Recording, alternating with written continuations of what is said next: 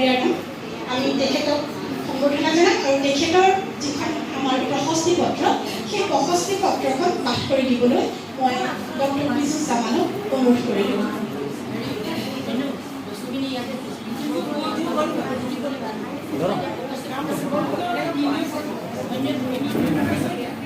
বিজু জামান অনুপস্থিত। মই আমাৰ কামৰূপ মহানগৰ জিলা লেখিকা সমাজৰ সভাপতি মিনু দাসক প্ৰশস্তি পত্ৰখন পাঠ কৰি দিবলৈ অনুৰোধ কৰিলোঁ।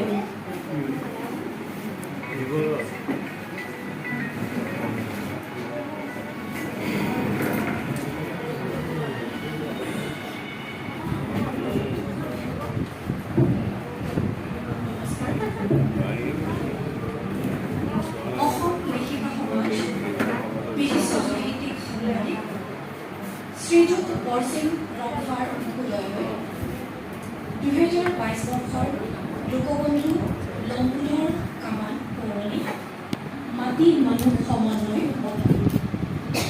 হে মহোদয়, জয়তে অসম লেখিকা সমাজৰ তৰফৰ পৰা আপোনাক হীনম্ৰ শ্ৰদ্ধা আৰু আন্তৰিক অভিনন্দন জ্ঞাপন কৰিছোঁ।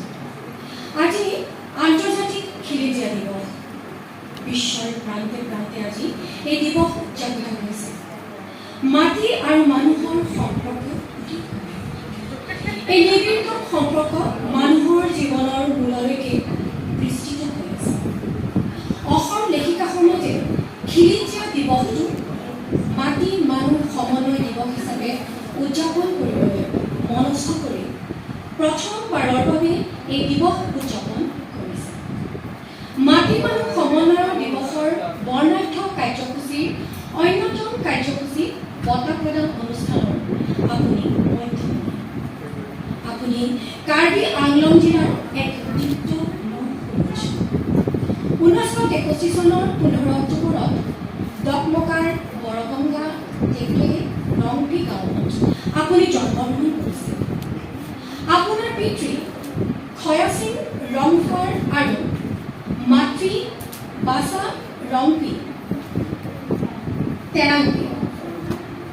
দেৰগাঁও হাইস্কুলৰ পৰা হাইস্কুল শিক্ষান্ত পৰীক্ষাত উত্তীৰ্ণ হোৱাৰ পাছত উচ্চ শিক্ষাৰ বাবে আপুনি ডিফুলৈ আহে আৰু পৰৱৰ্তী সময়ত ডিফু চৰকাৰী মহাবিদ্যালয়ৰ পৰা কলা বিভাগত স্নাতক ডিগ্ৰী লাভ কৰে। হাইস্কুলীয়া দিনৰ পৰা আপোনাৰ সাহিত্য অনুৰাগ প্ৰবল।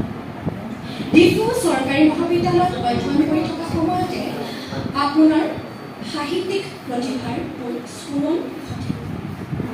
সাহিত্যৰ প্ৰতি থকা প্ৰবল অনুৰাগে আপোনাৰ বৌদ্ধিক যাত্ৰাত চিৰদিন অমল অনুপ্ৰেৰণা যোগাই আহিছে। আপুনি অসমীয়া ভাষাত বহুতো মূল্যৱান গ্ৰন্থ প্ৰণয়ন কৰি অসমীয়া ভাষা সাহিত্যৰ ভঁৰাল চহকী কৰিছে।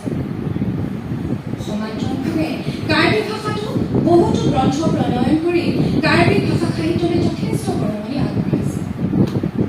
ইংৰাজী ভাষাতো আপুনি সাহিত্য চৰ্চা কৰে।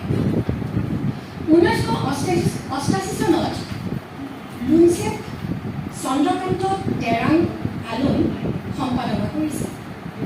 Karbi Anglong election result since 1937, গোষ্ঠী সংঘাত আৰু কাৰ্বি আংলঙৰ ৰাজনৈতিক ইতিহাস, নিৰ্বাচিত সম্পাদকীয়, চলান্তত প্ৰকাশিত নিৰ্বাচিত সম্পাদকীয়, আংলঙৰ দস্তাবেজ আদি আপোনাৰ উল্লেখযোগ্য গ্ৰন্থসমূহ।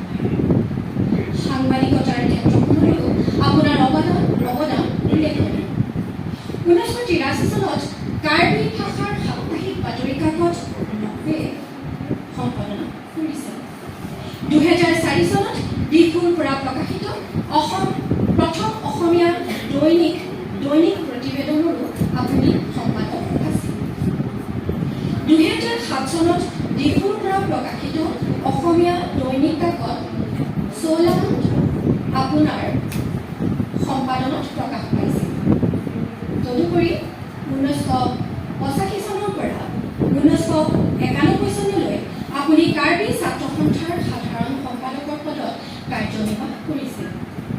আপুনি একাধাৰে সাহিত্যিক, সাংবাদিক আৰু সমাজ সংগঠক। প্ৰতিটো দিশতে আপোনাৰ অনবদ্য অৱদান আছে। সাংবাদিকতাৰ ক্ষেত্ৰখনলৈ আগবঢ়োৱা অৱদানৰ স্বীকৃতিস্বৰূপে ইতিমধ্যে আপুনি নিখিল ভাৰত সাংবাদিক সন্থাৰ পৰা লাভ কৰিছে ডায়মণ্ড নৰ্থ ইষ্ট এৱাৰ্ড 2021 বঁটা। কাৰ্বি আংলঙৰ ৰাজনৈতিক ইতিহাস অসমীয়া ভাষা সাহিত্যৰ এখন অমূল্য গ্ৰন্থ।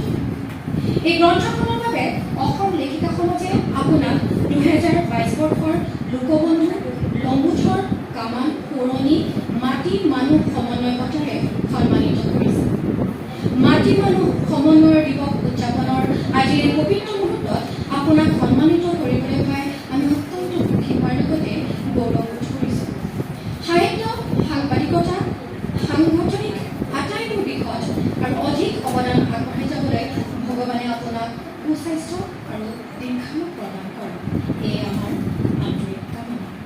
এটি সভাপতি অসম লেখিকা সমাজ, বৰ্ণালী দত্ত বৰা প্ৰধান সম্পাদক অসম লেখিকা সমাজ, দিনাংক 9 আগষ্ট 2022, কটন এলবাম ভৱন